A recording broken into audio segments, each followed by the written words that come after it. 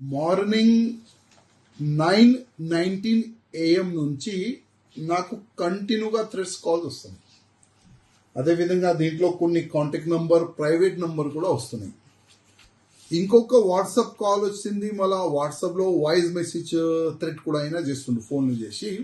దీంట్లో పాలిస్తీనీ ఒక టెర్రరిస్ట్ ఒక ఫోటో కనబడుతుంది, దానిపైన నంబర్ కూడా ఉంది.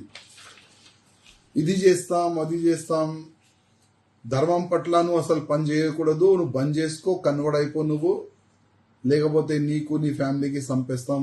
ఆ విధంగా ప్రతి ఫోన్ నుంచి అదే థ్రెట్స్ కాల్స్, బెదిరింపు కాల్స్, అదే మాటలు మాట్లాడుతున్నావు. నేనేం చేసిన అంటే, నీ ఎన్ని నంబర్ ఉన్నాయిరా అని ఈయన అడిగిండు.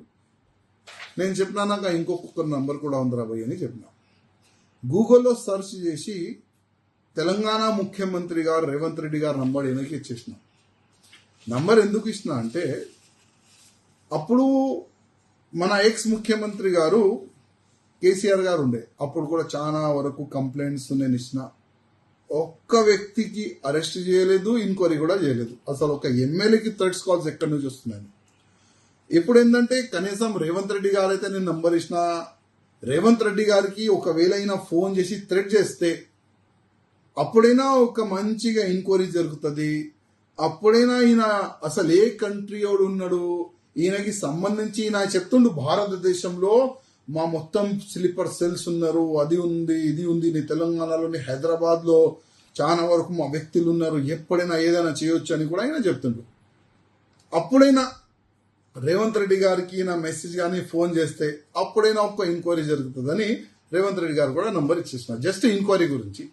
అంటే ఒక ముఖ్యమంత్రి అంటే ఒక ఎమ్మెల్యేకి థ్రెట్స్ కాల్ వస్తే ఏం పట్టించుకుంటలే కదా పోలీసు వాళ్ళు. ఒక ముఖ్యమంత్రికి థ్రెట్ కాల్ వస్తే ఏదైనా పట్టించుకుంటారు, ఎంక్వైరీ చేస్తారని ఆ ఉద్దేశంతోనే మా ముఖ్యమంత్రి గారు కూడా నంబరు ఈయనకి వేసిన. చూద్దాం ముందు ఏమవుతుంది. ఈ కంటిన్యూ థ్రెట్స్ కాల్ అయితే కంటిన్యూగా అవుతుంది. అసలు ఈ థ్రెట్స్ కాల్ ఎప్పుడు బంద్ అవుతుంది మాకే తెలియదు.